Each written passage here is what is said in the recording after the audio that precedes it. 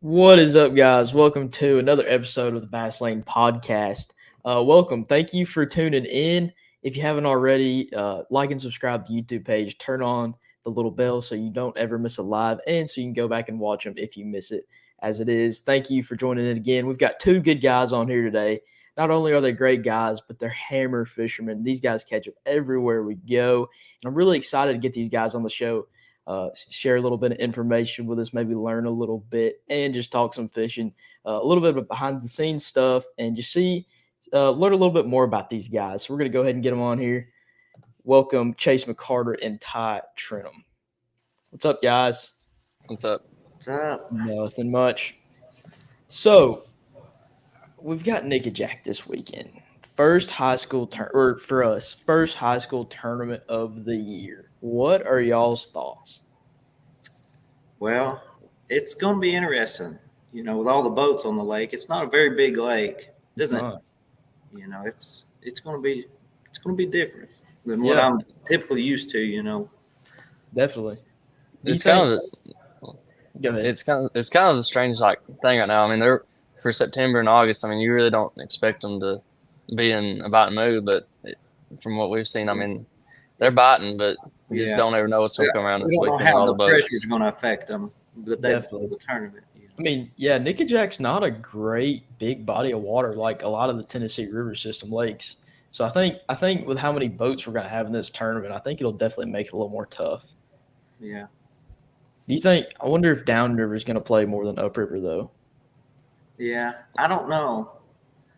Like, what do you mean by that? Like, are you talking about like up past like Mullins Cove or down? Yeah, like I don't know if it's going to be more, or like if you go upriver, are you going to get away from the boats that are going to be fishing down lake? Like, will it help to get away from the pressure?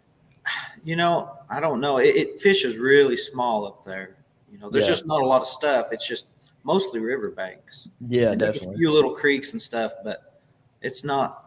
There's not much to fish. You know. No, and I mean, there's less of like a population of bass up there too. Definitely. Yeah, that's what I've noticed. Definitely seems like on the largemouth side, you don't see as many good largemouth up there. Yeah. And it doesn't seem as good if the current's not rolling either. Right. Yeah.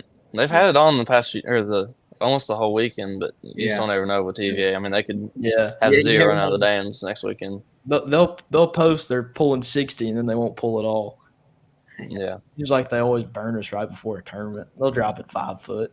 They did that. That's what happened last year. I think they dropped 3 foot last year. Really? Yeah. I remember that. We was like, there was a boat dry docked over there at Marion County. Yeah, it was like it was 3/4 away up on the bank when it died. Yeah. We thought it jumped up on the bank, but we pulled up to our first spot and the grass was like out of the water, and we were like, "What in the world's happened?" We looked it up; it was like 3 or 4 foot below full pool. Yeah, jeez, it's always something though. And TVA just likes to mess with us. They do. I think they know. They know when the high school tournaments are coming.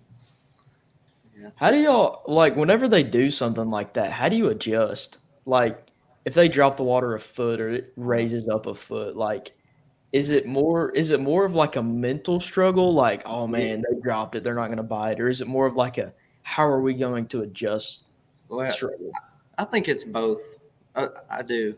Because it definitely affects them, because time and time again, I mean, we've seen it. They drop it and then they don't bite. Yeah. What do you do? But usually there's always some way we figure out towards some time in the day that we, figure a little something out, it seems like. Yeah. It's almost like we have to drop like our other pattern and kind of it's like a practice day again. Yep. Yeah. Just go fishing. Yeah. It's really what you have to do. Yeah. It's, whenever y'all are fishing, like, you think it's going to be a grass tournament? I think the bigger fish live in the grass, but again, the boat pressure is where it comes into play. Yeah. But there's also a lot of sneaky grass stuff, though, that a lot of people pass up and don't know about. So y'all are going to be on the sneaky grass. I wouldn't say that. I don't know if we found it.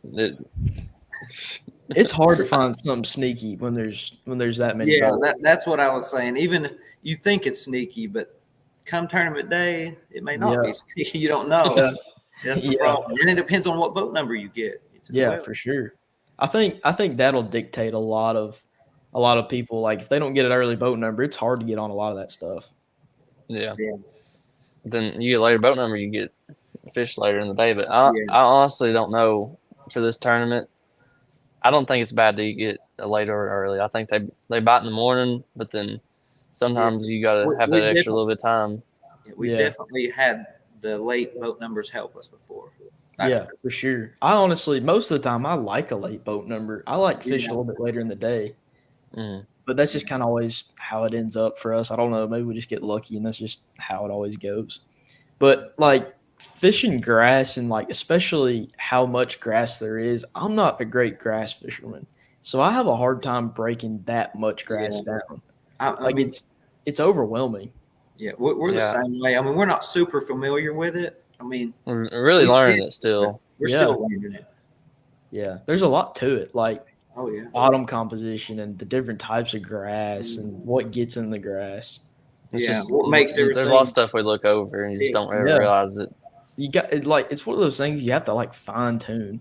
Like you have to look at it and be like, what's this little thing that's gonna make the bass be here in this 50-yard stretch of grass versus the other 1,000 yards that are down the lake. Yeah, even when you find them, what made them be there? How do you duplicate that? Definitely. I really think for like right now for us, I mean, we really don't know what we're looking for. I think the only way for us to find it is just fish it. I think that's a lot for a lot of people too. It's just you got to put the time in and just fish because I mean you can't see a lot of it. You don't know. I mean, there's no way to tell what's underneath the mat or underneath the water out there. You just don't. You can't tell. Gotta go fishing. Yeah, for sure. And it can be like so overwhelming, and I think a lot of people just overthink it sometimes. And I'm guilty of the same thing. Like it's easy to go out there and just like pull up on a mat and just kind of get lost and be like, oh, they're not in the grass. I do it all the time, and it's hard to like. There's just so much of it. It's so overwhelming. Yeah. There's mats up in the river, I swear, 5-6 miles long, just straight, continuous. Yeah, it's awful. You just don't know. Just like right on the edge of the river channel. Yeah. Yeah, I just figured out that if you don't get a bite or sign of life in the first 100, 200 yards, and just leave. There ain't no use into fishing at all. A lot more places to fish. Yeah. The bluegill popping too is a big deal. That's for sure something you can key in on. Definitely. Yeah, I've noticed the same thing. When they're what are they doing when they pop? Are they eating the little bugs? I guess little out. I think so. Yeah. It's weird.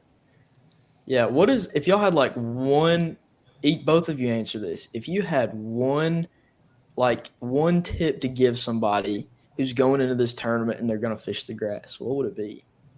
And you don't have to give out the juiciest thing, but like if you just had to have one thing to tell them, like a piece of advice for somebody that's never fished before, what would it be? I'd say you're like, I don't know if I want to give them this good stuff or not because I'm kind of fishing against them. But yeah, there's one thing I know about that's kind of it's slightly sneaky, and I don't know. It's just one of those things you just got to either know or you don't. Yeah, I think grass that you can't visibly see away from the bank is definitely, just imagine, look at your map. If you see that it's 6 foot over there, then there's probably grass growing, or 11 foot. It might be sparse, and that you can't see. Definitely. It doesn't always have to be a mat. No, yeah. And it don't have to be the edge. It can just be a slight hump. It's maybe not topped out well. You don't even know it's there. Yeah, for sure. My thing is, I'd say definitely slower the better. Yeah. Yeah, because everything I've caught them on has been as slow as I could possibly do it. So it's not always chunking a frog. Well, you can work a frog pretty slow. That's true. That is true. But we've got burned with a frog on that place. We've had like one of these tournaments the last couple of years, and it's hurt us like bad. Yeah. I think a lot of people go down there and throw a frog, and it's hurt us. Like even last year before the tournament, we absolutely just slammed them with a frog, and we weren't even like hooking them or anything, just just letting them hit it and find them schools in the mats, and then we would go back to tournament day and obviously it dropped the water, but everybody else is doing it, so it's just like, what do you do about it? Right. I don't know what it is about Nickajack in particular, but it seems like they just blow it out of the water more than any other lake I've ever been to. Yeah. On a frog. Yeah. Like I had them a few times like chase it out though. Like it was weird. Like just I'd be running it out and I wouldn't be paying attention. Just hear poosh. Yeah. Like it's about pulls your rod in. Yeah. Frog fishing is weird sometimes. They do weird stuff with a frog. Like they'll hit it like 3 or 4 times and they'll just truck it, and then it's like, how do you not get it after 5 times smacking this thing? I know. Makes me like they're just trying to kill it or something. Yeah. And then eat it, but I don't know. I've had them like push up on the mat behind it and just scoot it forward. Just like you'll see like a bull like a foot away from the frog, and you'll like twitch it one time, and then you'll see the frog just sitting there, and you just see the mat go. Yeah. Some of our biggest topwater bites ever, the smallest bites, aren't they, Tyler? You don't know how big they are. It's like we're like, oh, that's a 12-incher, and then you're like, wait a minute, get the net. It's like 5 pounds. It's kind of nerve-wracking throwing a frog because like it seems like they're either hooked by the skin of their teeth or they've got it absolutely choked. Yeah, it's how it usually is. Like he's caught a few, like the biggest ones he's ever caught. It's like they're both over 6.5, weren't they? Yeah. They both had it choked like to the gills. Yeah, that was horrible in practice. Yeah. What's y'all's PB? Largemouth and smallmouth. Mine is a 768 largemouth. I call Nickajack actually. Oh, and then I'd say, how big was that smallmouth I called Douglas Chase? Like almost 5. It's 470. It's 470 something. That's a stud. So it hit me 3 times. It wasn't very fat either. It was long. It's 22 something inches long. Jeez. I got one. I did catch a smallmouth on Center Hill once. It might have been 25 inches long, and it weighed 3 pounds. Really? It was really old. It is. Really old. That's the longest smallmouth I've ever seen. My biggest largemouth, I think, is 683. But I know for sure I had one at Chickamauga one time that was way bigger than that. It jumped, but, I didn't catch it. And my smallmouth, I'd say 4.5. Yeah. It's a good fish, though. Yeah. So y'all's home lake is Douglas? Yeah. Cherokee and Douglas? Mm-hmm. Mm-hmm. I got you. So, Sevier County, like, where is that closer to, like, Douglas, or is it closer to Cherokee? It's definitely closer to, well, it depends where you go in Douglas. Like, the free launch at Douglas is in, like, going to Dandridge, it's the same to get to Dandridge as it is to get to Cherokee. Yeah. It depends on where you live in Sevierville, too. I mean, they're pretty similar. Which one do you like better, Douglas or Cherokee? I fish Douglas way more because I'm closer, but it's there's more fish at Douglas. It's a funner lake to just fun fish. Yeah, but I mean, as far as big fish go, you're not going to get many of them. There's not many in there. No, not many big ones. I honestly think there's more big smallmouth than there is big largemouth. Yeah, in Douglas there is. Yeah. It's just getting them to bite. This problem. Yeah, we've seen them on live scope, and Chase had one hooked on a jerkbait once. It was a freak. That was bigger than 4.5. It had to be, because I couldn't stop it. I don't know. It's a hard decision between smallmouth, largemouth, and spots, because smallmouth will just absolutely dog you. Like, they're fun, especially river smallmouth. They're strong. I just feel like they're harder to pattern for sure. Like, or once you find out how to catch them, you can catch them. But if you don't know, you're just out. Yeah, and then the next day it'll be totally different again. Yeah, Brandon Pollock talks about it. He says they're nomadic. Like, they just never stop moving. Yeah, that's kind of the way stripers are too. They just never quit moving. And I don't know if it has anything to do with it, but striper are so mean too. Yeah, like, I think that's got something to do with it. They do more time swimming. I guess that makes them, naturally stronger. So yeah, makes sense. Yeah. Do you think smallmouth will play at Nickajack going up in the river? Yes, I do. I believe. Yeah. we've caught some 4-pounders before up there, but I mean, there's not many. But if somebody can get up there and get the right bites and get them in, it definitely could play. I remember one time we were fishing. It was, I think, our freshman year. We made a run up in the river, and I'm trying to think. I think it was Logan Evans, and he's fishing. This girl, I can't remember her name, Brinley Rogers, I think. Brinley, yeah. Yeah. Okay. So they were up there, and we know where they went, and we're like, we just had like a mental note where they were. So we just like came back, and they had like 2 or 3 smallmouth, and they were all over 4.5 pounds. I remember that tournament. They didn't have a lot of fish, but the 2 or 3 that they had they were impressive. They were very impressive. I remember that tournament. I think it was in October, and I think they came in second. They had a really good bag. Yeah. It was just some smallmouth though that you can get on them. I mean, they're huge usually. Yeah. They're either like 14 inches or 3 pounds plus. It seems like it, doesn't it, Ty? Yeah. At Chickamauga, there's a bunch of smallmouth in the river at Chickamauga. How many 16 inches have we caught, Ty? 100 minimum. 100. And you get 17 and 17 and a half. Then all of a sudden, 20 incher, crazy. That's a struggle with smallmouth. Having to catch them at 18 inches, it's tough. It is tough. I mean, it's heartbreaking too. It seems like there's so many right in that 17 and We've had to throw back so many too. It hurts me hard. If we could have kept 16 inches everywhere, I mean, we'd had a limit probably 10, 20 more times. It's crazy. But they've got it set, that 18-inch mark. That's right on that borderline of trout. You start getting to the big fish. Definitely. I think I read something, and I think they said most fish over 18 inches, like a smallmouth, is like over 8 years old. Yeah, I think I've seen that too. It's impressive for one to even get that old. It's kind of crazy to think, like, if you catch one over 18, you're catching a fish that's been around, 8 years. That's a pretty good while. Yeah. Nothing's ate. I wonder how old that one was. How you caught at Center Hill? 12, probably. Not older. 15. It had a blind. It didn't have like a blind eye. It had a blind eye, and you could see the ribs on it and everything. Oh man, it was pitiful. Yeah. So how did you guys get started fishing? Do your parents fish, or do you just kind of decide to go fishing one day, or how did it happen? You go first, Ty. So my grandpa, I call him Pop. He took me out like bluegill fishing and stuff, and kind of just got me started on it. And then I've really gotten trout fishing, like fly fishing a whole bunch, and we used to do that all the time. And that makes sense being up where y'all live too. A lot of streams and stuff. Yeah, and I got into smallmouth in the river, and then they had the Mountain Music Kids tournament, and then we'd borrow somebody's boat and go fish it every once in a while, and then it just slowly became what it is now. Yeah. What about you, Chase? Well, I started fishing probably.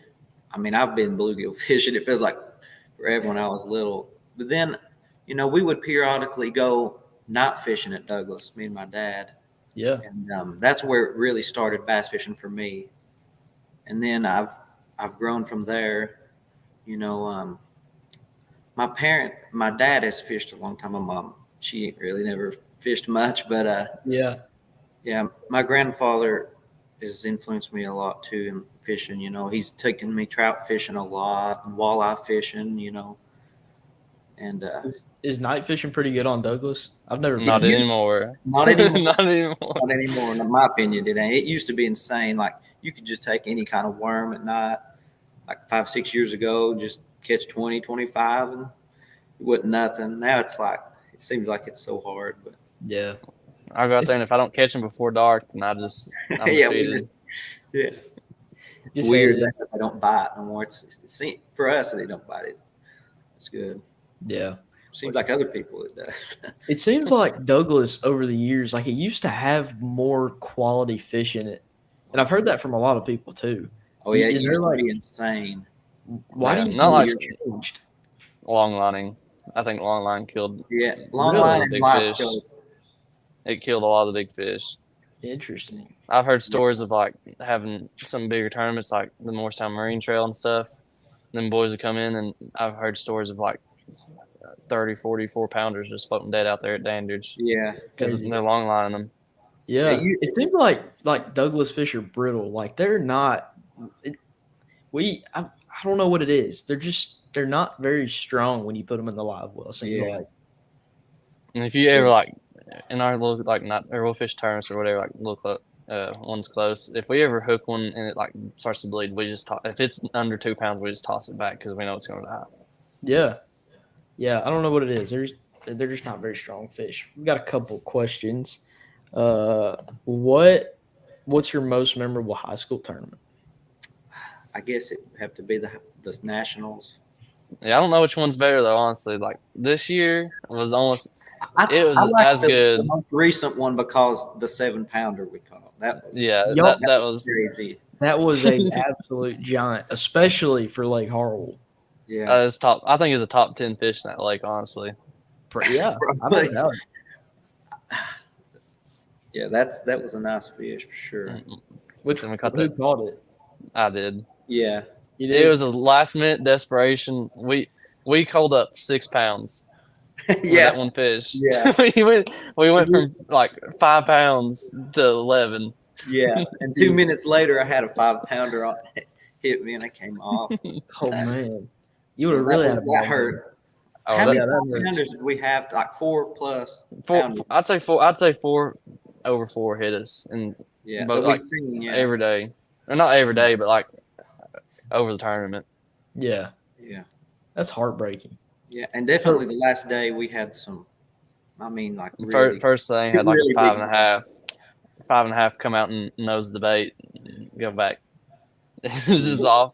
But what we were doing, I mean, that's the way it works. You take that risk, and you go. We went in that morning knowing we could have 20 followers and catch 0 fish that day. Yeah. How much do y'all take those risks like that in high school tournaments, or do you every tournament? Every tournament.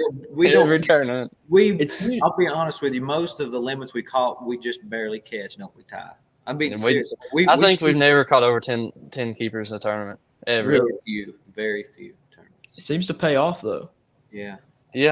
I think that's kind of the way you got to look at it. I mean, we're not looking when we go in practice. We're not looking for 20, 30 bites. We're looking for 5 2-pound bites. I mean, that's really all we need. Yeah, and hopefully we can run across some big fish. That's usually, if you fish hard enough, you'll run across them eventually. Yeah, you just gotta get lucky. That's all it is. So y'all would rather have 5 just decent bites than a bunch of little bites? Oh yeah, that's how we've always fished. Yeah. You just not necessarily a lot of bites, but if you can just catch 5 of the right ones, y'all don't usually. Do y'all have like a fill out a limit mentality and then go look for a big one? Or just kind of play it as it is? No, we go for them, and then like the last 30 minutes, we're like, oh gosh, we gotta do something. we'll go and catch like a 12-incher and we'll just freak out over it. Yep. Yeah. Gotta go pick up a Ned rig or something. Yeah. It's just something like that all the time. We've put more hours on a trolling motor than anybody in the tournament. There's no doubt. You might be able to look at it on the Garmin. I don't know. I wish we could. That would be. Things tough. That'd be something. I've been rough on it. I can tell you, I've hit some stuff with it. Do y'all use live scope a lot in tournaments? Yeah, not in the way you think that we'll typically use it. Like we're looking for more like balls and stuff. And like kind of like channels and like we're not targeting fish with it really. We're using it in every other way. We're looking at the contour of the bottom more like small ditches and little channels and stuff like that. More like structure oriented stuff. Yeah. We're not. Yeah. I don't think we've ever caught one in the tournament off live scope, have we, Ty? Normandy, the spotted bass, that like 3.5-pound spotted bass. Yeah, just freak fish. Normandy's a fun lake. Yeah, there's some big fish there. There is spots too. The spots out there are healthy. Yeah. They are. There's some good genetics there for spots. I remember I fished a club tournament there once, and somebody weighed in one that was 4 pound. Spotted. Really? Yeah. I mean that was big. Yeah. What do you think you'll go to college to fish? Yeah. We're like trying to plan on going to visits and stuff starting as soon as we can. Yeah. For sure. Are y'all gonna be at the combine? I am, yeah. Yeah, I'm not Sweet. going. I'll be there too. Good. Come on, Ty. I thought you were better than that. I'm wanting to stay closer to home. So I've also got my schools kind of. I've got a few schools on my radar. That's kind of what I'm set on going to. got a couple up there in mind. Yeah, that's kind of what I got my radar set on. JJ LaRue says, "What's your predictions on the winning weight for Saturday?" I'm going to conservatively say 16 pounds. But Yeah, don't be surprised when reasonable. somebody comes in with 20, 22 pounds with a 7 or 8 pounder, because that happens every year. It'll just take about. a great big one, I think. I don't think you're going to see those 5 4-pounders. I think it's going to, if it's above 16 pounds, it'll be like they'll have a great big one. Somebody Yeah. have a 6, 6 7 plus. pounder, and then have like a few 2.5s, and then have like a 290 or 320 or something like that. Yeah. Didn't it was either last year or the year before? Somebody had like 22. Oh, Yeah, yeah. they're like, yeah, I caught it was like 890, and they're like, yeah, I caught it 5 minutes before we weighed in or something Yeah, like that. didn't they catch it like in Marion County? Yeah, I'm Yeah, pretty they was sure. like right there somewhere. I'm pretty sure it was that grass hump out there when you're leaving that everybody runs through because they don't watch their map. Yeah. That I'm pretty sure they caught it somewhere in that area because they said that they were real close, and that's about the only spot in Marion County Yeah. Yeah. that would have something like that. I think. That was That's a crazy. pre-spawn term. Like it was spring, wasn't it, Ty? Or was it? I think it was post spawn because it was like Pawpaw, I think. Yeah, I remember that. Have y'all always fished together, or like how have you always like just fished together and then got into tournament fishing, or are you fishing together just because of tournaments?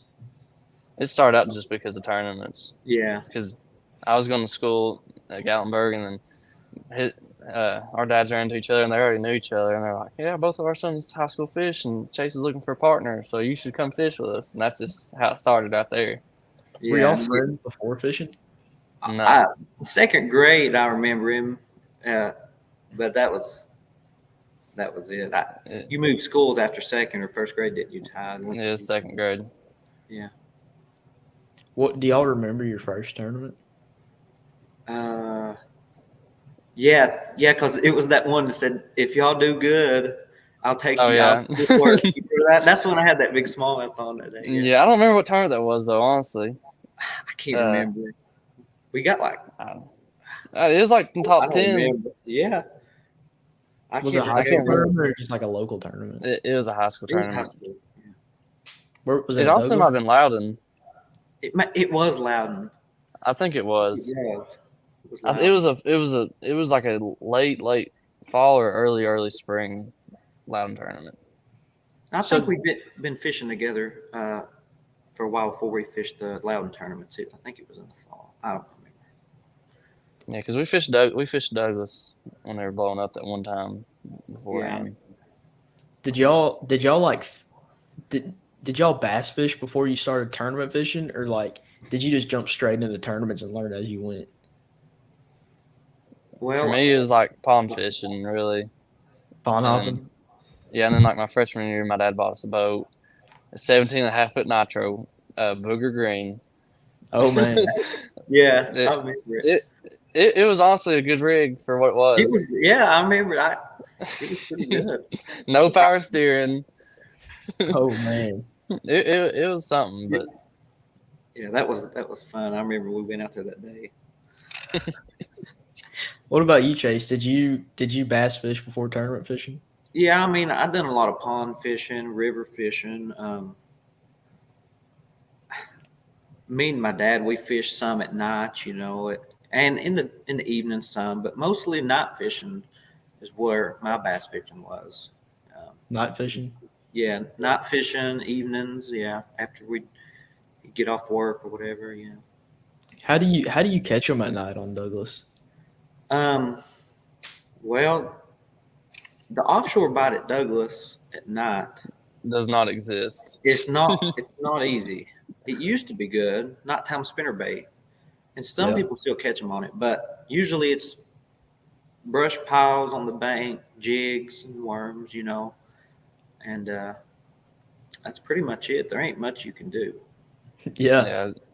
it's pitiful. I'm just gonna be honest. I hate it. I hate not fishing on Douglas. It is hard. It's really hard.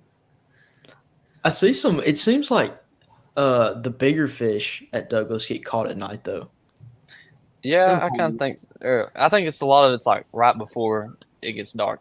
So like the last 30 minutes of the day. They really start feeding. I mean, that's with any lake, evenings or mornings. Sure. But used to, like 15, 20 years ago, all the big fish mostly got caught after dark on nighttime spinner baits. Yeah, that was the thing back then. Back in the day.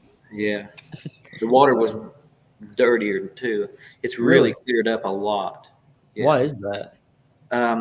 There's the theory is the paper mill. Yeah, paper mill way upriver, and they cracked down on them, and they cleaned up what they were pouring into the rivers. So, I don't know. It's gotten clearer ever since then. Yeah, everybody says that's what it is. I mean, that's when the smallmouth started to show up.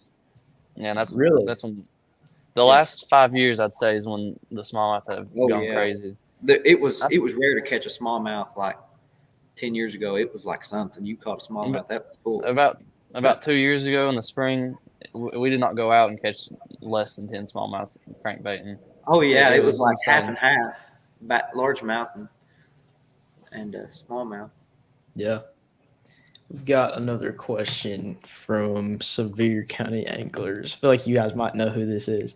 You guys versus your dads in a tournament. Who's winning? Next question. Next question. Our dads. I don't know what it is about our dads. When they get together, they whoop us. It's bad. It's bad. Man.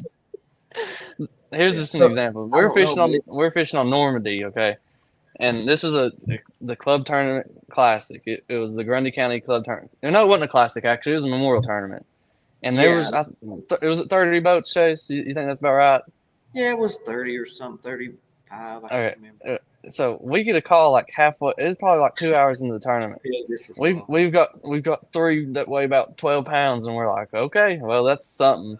So and they're like, we lost an absolute giant, and then they fish out through the day, and they call us, and they're like, well, you've got like 18 pounds, and they tell us exactly what we're doing, and they call us and said, hey, we've got like 3 big bluffs on this bank. We're gonna leave it to you. We go up there, did not get a bite, and they come back in. And they had like 19 pounds on Normandy. Yeah, it was all largemouth, and they whooped everybody by like 4 or 5 pounds. No way. Oh yeah, it was insane. They've done that though before, where we'll be fishing together, practicing or whatever, and they'll say, "Yeah, we caught a 6 pound." I mean, like you're like, "Well, can't beat that." Something happens when they fish together. I don't. It only happens. They might have a fish box on every lake. I don't know. It's something. They do some pre-prep for every dad versus kid tournament. I think they do. So y'all get your good fishing skills from your parents. Sounds like. Yeah. Sort of. A lot for me is like self-taught. I mean, my dad's kind of learned with me. Yeah, that's how me and my dad are. Like, I don't even remember going out and trying to catch a bass before I ever fished the first tournament. Like, we just started fishing.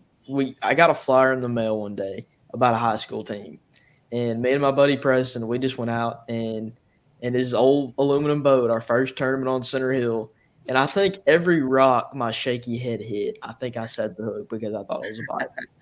It was bad. It's crazy to think like how much you can grow. Like just looking back at, I think I started in 6th grade. How much we've learned since then, just from fishing and getting out on the water and watching YouTube videos and learning from guys like you and just all that kind of stuff. It's crazy how much you can actually learn. Yeah, I mean we learned fast too. I mean, I guess that our base of our fishing style from the beginning has kind of got us where we are now, but we've been like forced to expand. Yes, we've learned so much so quick. I'd say we've learned a lot in the last half a year. Like we've kind of opened up our eyes to a little bit more stuff, and it's just the Kentucky Lake tournament, the state tournament. That's when everything opened up, wasn't it, Ty? Yeah, that's when it clicked, and we just have exploded. Just like look, we've learned so much. Yeah. What was it about that tournament that kind of everything clicked? Fishing places that we normally would not fish. I guess learning more about just where largemouth could live is what. It's just really like the way they set up there. Yeah, it was just the way they set something up, else. It was something that I we've never remember done that. before. I remember that tournament. I think with the state championship. Yeah. We zeroed both days, and I'm not proud to say that. I'll tell you that was a tough lake. It was. I'll never understand how Banks did it. I don't know. I'll never that was know. Impressive for sure. That's one of the most impressive finishes I've ever seen. We lost some really good fish that tournament, though. That could have really helped us. Like yeah. That first day, I probably lost to 4.5, and then just losing like on the last day, we only had 4, I think, and we lost 2 or 3 that they just don't get in. Just how it is. Yeah, you can't get them all in. It don't matter how good your stuff is. You just cannot get them all in. That's just the way it is. Whenever that kind of stuff happens, like there's just, I mean, like you lose fish, or you break one off, or your motor breaks down, or something like that. How do you like get around that and just keep on going? Cinder block. You remember that? we got so many stories. Is at Tim's Ford, our trolling cable broke, and we had 1 fish, and it honestly saved our tournament at that time because we would not. Yeah, that's what it was, and we were like, okay, so I got off on the bank, and I stole a cinder block. Well, I borrowed the cinder block from this dock, and we tied a big rope to it, and we dropped it, and we started on this big flat, and we just started throwing a Carolina rig. And did we end up with a limit that day, Chase? Yeah, I think we did. It's like 3.5 pounds. Yeah, fourth or something. In this fourth or third place in that tournament, all because of the cinder block. There's no way. Yeah, you have to. We're very creative when it comes to breakdowns. We don't give up, do we, Ty? We no, and even like the Douglas tournament, we had Chase's Yamaha blew up on us, and it was it was the state open on Douglas. Like, I guess not this last year, but like the year before. Was it in November? In the fall, yeah. Yeah, it was November. We blew a motor up, or as soon as we turned from Dandridge, and then we caught like 3 fish within 10 minutes instantly. Yeah, and it shut off so fast, it was insane. And what was it? 10 minutes before we had to go in, we caught like 20 fish. Yeah. There's like 10 bass, but they just turned on. That was a special tournament. So basically, what I'm hearing is keep a cinder block and a Carolina rig in your boat at all times. Yeah, basically. What would you say y'all's style of fishing is? Like, is it more power fishing, or is it offshore? Like, what is? It's power fishing, pure 100%. Yeah, power fishing. Power fishing, and mostly I'll be honest with you. Well, I'm not going to say we hadn't caught any fish deep in the tournament. I don't think we have. Nothing deeper. Nothing deeper than like 12 foot ever. The Carolina rig fish are like 10 foot. Yeah. Interesting. And this tells you too. When we were in the motor guide troll motors on Chase's boat, new prop every 3 tournaments. Yeah, we broke the ears off of them. Geez, that's awesome though. So shallow power fishing year round. Yeah, pretty much. Interesting. See, I wouldn't have ever thought that. I thought you guys would be some offshore gurus. Oh no, not at all. I'm wanting to, learn about it. I've done it and I've caught fish doing it, but as far as ever getting on something in a tournament, we ain't never done it really. Yeah, I mean, it's not really had the need to. Yeah, we search far and wide for shallow fish every tournament. That's just the way. Like I have 300 hours on my boat. I'd say 312 now, or it's something like that. But 300 of them are above 5,500 RPM. Yeah, they're wide open. No idle time. No. Most of it's maybe idling back somewhere or something, but that's about it. Back to the back of a creek. Yeah. Yeah, pretty much. I mean, it's just how it's always been. Yeah. What If they're shallow, we'll find them. Yeah, it seems to work though. I mean, y'all have absolutely killed it. Yeah, we've been fortunate. I mean, it's just, I think the thing with shallow fishing is it's kind of like a formula is the way I like to say it. You've got, okay, this is a current, you got a break, it's in running those places, running a bunch of them, it's not the places that we find are usually not just one spot. We sit there and circle it. It's run, crank up. You're looking for one or two bites a spot, really. Yeah. That's all you can ask for. Yeah. Most time we don't get bite.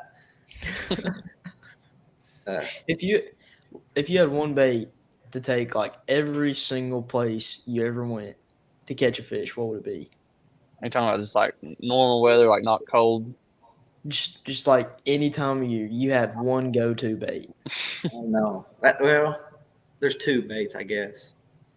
But I'll let you say it, Chase. I guess when it's warmer, of course, you've seen Nationals buzz bait. We use that a lot. Any kind of topwater, really. And then when it's cold, crankbait.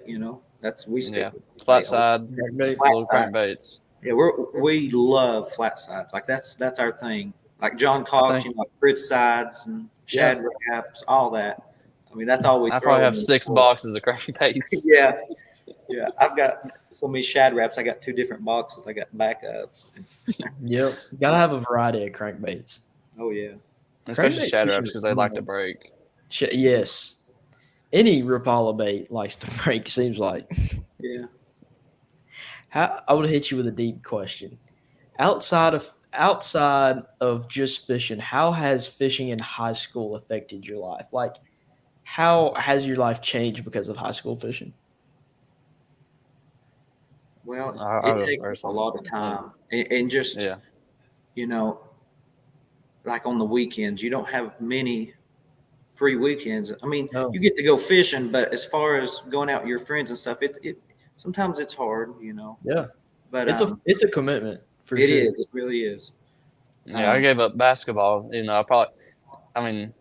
really wasn't going anywhere. I was doing it because it was fun and enjoyed it. But I gave up on basketball, and I even moved schools for it. Really? Yeah, I moved from Gatlinburg to Sevier County. I got you. Yeah, and I'd say I've made a lot of friends, too, at the tournaments. Definitely, there's a lot of good guys in fishing. You don't meet many bad dudes fishing. No. No. Do you have any like bad experiences like through high school fishing? Like, just man, I really did not like that. Getting cut off. Yeah, it's frustrating. We don't ever we always keep our cool and don't ever say anything because that's just the way you got to roll. And I think, but we've had our times. It's just like if you could, you tie on that punch weight and hit him. So you feel like doing. Yeah, it's hard. Like, I mean, especially like keep your cool and not get mad at some dude because he cut you off. But I think it's just one of those things, like, you just can't let it get to your head. Oh, no. Because it seems like if it happens once, it's going to happen 15 times in the same day. Yeah. Yeah, I would say. Like on that Douglas tournament, too, we had somebody cut us off when we were in our buddy's boat, and he's been our backup captain. Yeah. And somebody cut us off. And he knew we were in a high school tournament, and he knew he had to keep his cool. But if he was by himself, he might have killed him. He might have killed him. It was real bad. Yeah. Well, before we get into too many controversial topics, we've got another question. What tournament this season are you guys looking forward most to? I don't know. They're all tough. I mean, it's always, for me, it's every single tournament has been tough. Yeah. None of them really have just came easy. So, I mean, we don't ever Center Hill in November. Yeah, that one I do look forward to quite a bit. Center Hill. Y'all did good there last year, didn't you? We had 3 smallmouth that weighed like 1456. Yeah, we didn't even have a limit. I mean, we had some pretty good. But that tournament, no, it wasn't that one. Never mind. But we got destroyed one time at Center Hill. I love Center Hill though. I do like Center Hill. I like Tim's Ford. I like Tim's Ford a lot. Ford's a fun one. Do y'all like the grind tournaments versus just the absolutely killing tournaments? It seems like when everybody else does good, we don't do good, and when everybody else has a hard time, we do better. That's just what I've noticed for sure. That's usually most of the time it's tough. Most of these tournaments, just like it. Many boats at Center Hill. These lakes. Yeah. Just like at Center Hill one time, we had like 10 pounds, and we were like, okay, this is a tough day. We're going to do like decent, I guess. So we came in and got like 50th place, like 18 and a half pounds won or something. Really good. Yeah, a big cold front or something came in. I can't remember. It screwed it up, but everybody smoked them except us. Was it the one this last spring? Yes. Everybody caught them. We had right under 15 pounds, and I think we got like 11th or 12th, and I was like, "There's no way that just happened." Like I got my feelings hurt with 15 pounds. Yeah, Tim Swords done that to us too. Yeah, we done that. And I thought we was doing pretty good that day. I mean, we like 10 or 11 pounds, cranking like Kevin Van Dam, Cohen, and it didn't make no difference. Carolina riggers beat us like 30th place. Yeah. Man, that's tough stuff. Like when you think you're about to do good and you pull up and everybody's like, yeah, we got 15 or I got 20. Then you're like, oh, I got 10. We've got a comment. What is your favorite buzzbait brand? You can't let out too many secrets if you don't want to. Honestly, the brand is not that big a deal. I've tried a bunch of them, and they've all caught fish. There's some, though, that do some things better than others, like knock. We like one that you can bend down to hit the actual head of the buzzbait, a knocker. We don't ever use any clackers or anything like that. It's usually one that has a big blade, a bigger blade, like a 3/8 ounce, but a 1/2 ounce blade. And then we always run a trailer hook. A lot of people don't run a trailer hook, but we've caught so many on the back trailer hook that would have made the difference, like even in the nationals. And this is like a thing for people that, if you know, the brand we use, the quality on them is so bad. When you buy like 20 of them, 10 of them will have the hook point bent. But they really do fish well. I like them. But any head knocker, as far as, they'll get bit good. Yeah. Sometimes we bend them down, like if it's choppy or something, or it's dirty water. But most of the time we just run them, I guess you could say silent. Not really we like silent. the big blade too because we like to fish it slow. Like we're power fishermen, but it makes a bigger disturbance. We're good at slow and we're good at going fast but slow at the same time. Yeah, that's the key. You can rush your lure, and that's something we've had a challenge with, in the beginning. It's being methodical, but being fast at the same time because you don't want to overwork your stuff. Right. Being efficient about it, but not making the right cast the first time instead of casting. Our casting ability has really gotten a lot better in the last year. Really, at that time. I think it has you both. Because sometimes we really impress ourselves. So you'll just make that cast, and you'll just all right. There's no way that just happened. You make that skip under a dock, and you look to the back of the boat, and you're like, "Yeah, I just did that." I think my dad impresses himself more than like anybody else I've ever seen. He'll like accidentally skip his jig or something. He's like, "You see that? That one." I'm like, yeah, we did right. Good stuff, Dad. We'll try to do like no splash casts and stuff all the time. Yeah, that's a big deal. Like not splashing. Because a lot of times the places we're fishing, they're so shallow. Any kind of splash, really spooks them. I've seen them spook. Yeah. Do y'all fish like a lot of like backs of the creek stuff or like? Yeah, but it's not always that. I mean, it's just I don't think people realize how many bass are just shallow in generally on a lake. Like they think, oh, this is a deep tournament. If you search hard enough, you can find shallow fish if it sets up right for them to stay shallow. Yeah, I think it's either out the foe or like John Cox. He said that there's always a winning bag shallow. It's just catching them. Yeah, it's figuring it out. So you definitely think there's always a population that stays shallow all the time. Oh yeah, yeah. It might be 20% of the lake, but I mean there's still fish there. Yeah. Y'all always look for them. Oh yeah, pretty much. Yeah, I always look for it. How do you, in a tournament where you don't think it's necessarily going to be a primarily shallow bite, how do you like break that down? Because I've never done that. I always just kind of go with more of like what I would think they're doing, and I don't usually think, it's 90 degrees, 90, 100 degrees outside. The water temperature's 85. And I usually don't look in like a foot of water like you guys would. How do you kind of determine what to look for? Well, I would say water, really. Yeah, and choosing lure that you can cover water with, and shallow fishing we either don't set the hook or cut the hooks off because shallow fish are sensitive to catching. Yeah. But so you think they're more resident fish that just live there? Yeah, yes. I think they don't leave. They might move around a little bit, but not much. Gotcha. I think they go spawn and then they stay there. Yeah. So but I think they move in there during the spawn and then they don't leave. I definitely think some of them leave. I know they have to leave when in the winter. But yeah, I think covering water is a big deal, and just trying places that people normally wouldn't think that shellfish would be there. So, I lost my question. Lost my thought. I had a really good question in mind, but I can't seem to think of it.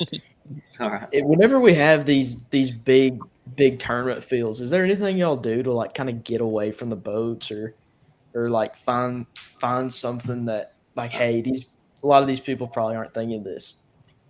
I mean, honestly, the way we fish eliminates 85% of the field in most tournaments because I'm not trying to say anything, but people think they're deep masters, and I mean, you people can catch them out deep, but it's like that's what the internet says to do. Most of the time, you can't blame them, but they've got the electronics, and I mean, they can catch them in practice sometimes, but when you have 85% of the field out there, I mean, it leaves a lot of the lake open. Yeah, for sure. So not always going against the grain on what the fish you would think they would be doing. Yeah, pretty much. Yeah. Like at Hartwell, we ran across some boats. Like our sophomore year when we got fourth, we might have ran into, what would you say, Chase? 3 boats? Yeah. It was about it. We ran probably like 8 or 10 this year, but I mean. Yeah, there was a lot more people. It seemed like there wasn't at Hartwell compared to year before last, that there wasn't as good as like a largemouth bite up shallow. No, there wasn't. It was bad. Way harder. And I mean, they were still there, but everybody knew about it. And the first day or two, they whooped them. They just I think everybody laid a hammer on them. Practice is really hard on fish. Yeah, if we could get everybody not to set the hook, it'd be awesome. Even if they don't catch it, though, I think that it hurts them because, like that last day, they bit better, but obviously we didn't hook them all. Definitely, same thing for us. Like, and even in the tournament, like the first 2 days, we weren't around a ton of boats. I mean, like we saw the same 5 or 6, and then there was some random ones coming and going, but. Like that last day when it was just us and like I think there was one other boat in our area or maybe 2. I mean, they just chewed. Like every fish you threw at, they just chewed. Yeah. And so I think the pressure definitely on a lake like that where it's super clear water and the herring lakes. A lot of people fished already. Yes. I mean, 2 weeks of fishing too with the juniors and then the high school. Yeah, I think that hurt it a lot too. The juniors. I think that's what a lot of our stuff seemed like it'd been fished already because I know they should have been there. There was a few there, but I mean, it just wasn't. I'm gonna say it was. I mean, it seemed like 50% of what it was last year at the time. I mean, it was that tough.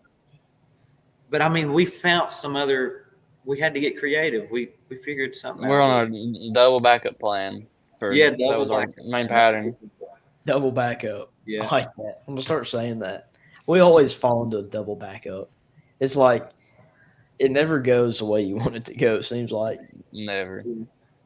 You got another question. Question for both. Do you have any colleges on your mind? Yeah, I'll go first. There's really two main ones right now, and the reason that I'm having to choose these is because of the major. I'm wanting to go into civil engineering, and the two local schools. Well, when I say local, like 2 or 3 hours at most, is Bryan College and King College because they have the civil engineering major, and they also act like a team that has a coach and everything. Like UT has a team, but they don't have a coach, and there's a few other things that don't interest me as much. Like they don't pay for scholarship like for the fishing, whereas King and Bryan do, and there's a coach there, and that's really my two main ones because of the major. But I still am interested in whatever comes at me. What is civil engineering? I have no idea, to be honest. I mean, it's like a lot of it's like road construction and like structural, That's cool. like stuff like that. But Gotcha. I love math, so Love math. yeah, Man, I fish a lot, and it's not typically the thing. I'm not trying to say anything to anybody, but like I enjoy math a whole lot. I mean, it's just my thing outside of fishing. Like I really enjoy it. That's hard. I've never heard anybody say that. I know he's I've never heard anybody be like, yeah, math is like my thing outside of fishing. If it like anything that throws at me like at school, I can just do it. That's good though. I mean, I wish I was good at math, but I'm not. Yeah. Yeah. What about you, Chase? I'm not super focused in on any particular college yet, but I'm definitely not wanting to go far away from home, max 4 hours, So same way here, I'm looking for a team that actually, has a coach, an organized system. And I'm willing to go anywhere if it's good, if it meets what I really want, then I might go past that 4 hour, 5 hour mark, 6 hour. I don't know, but I'm looking around here for sure. Yeah, it's not bad to stay close to home. Yeah. What about do you think either one of y'all would like to like really keep going and fish professionally or fish the opens or like how far are y'all going to take this? Well, I mean, for me, I don't know if I'm really as interested in doing like going all the way. I mean, I enjoyed a whole bunch. It's just if I can do good enough in college, if I can catch them, go ahead, Tom. Sorry. Well, it's like you gotta have a big backing. That's the thing. You gotta have somebody, or you gotta have the money. That's the number one thing. That's a big part of it. For sure. Definitely. Yeah. I'm interested in maybe fishing some opens if I can, keep doing good in college. It's just, the competition gets serious in college. It does. If I can keep improving, then I might consider it. Yeah, for sure. But I mean, if it's definitely a hard task to accomplish. It's a lot of commitment. Definitely. A lot of commitment. Yeah, for sure. I mean, if you guys keep improving the way you've been improving, I think y'all could definitely both do it. Y'all are like a force to be reckoned with on the high school side. And I think if you go to college, it will be the same exact way. I hope it's just a lot of. I mean, it's like you take the best out of high school and put them all into one thing. It's like the national championship everywhere you go. Yeah, that's true. I didn't think about it like that. It's very true. Hard. It's hard. Yeah, for sure. Do you think are y'all looking at the same colleges or not? What would it be like fishing against each other in college? Honestly, it would kind of suck a little bit because we would probably run the same stuff. Yeah. We'd be fighting for each other's spots. It'd be the only two competition on the lake. Just be like, get out of my spot. You couldn't get too mad at each other, though.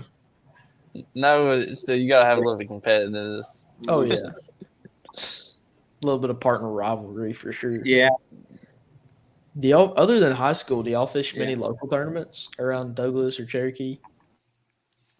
We try to. It's just like again getting a free weekend because high schools we fish everything but the West Trail, and it's literally every weekend just about. Yeah. Yeah. And like in the wintertime, we like to. There's Yeah. like Bucks and Bass We fish a lot Trail of and time. a club trail out of Grundy County. We fish a lot of them. Yeah. Like the Central Trail tournaments. I guess. Yeah. It's like that area down through there. I got you. I mean, if you fish more than like like 2 trails, I mean, it's a lot of fishing. Yeah, we have like 2 off weeks in the next like 3 or like 2 months, just about. Really? I think so. I'm not sure though. It might be just like I know for Yeah. sure it's 2 because we got a break after this or Nick and Jack, and then after Del Hollow we got a break. What about the Del Hollow tournament? What do you think about that one? Because it was tough last year. I'm not. Yeah. I don't have any hope. No hope. No. It is.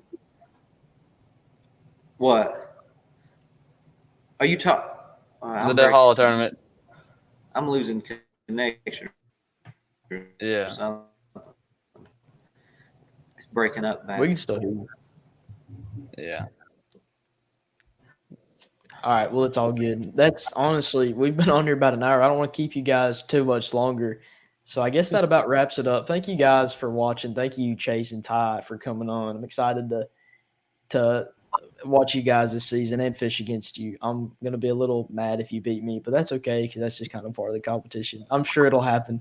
I know it will because you guys are some studs. But thank you guys for coming on. I hope to have you back sometime. Hope you guys kill it this year. We'll see you this weekend at Nicky Jack.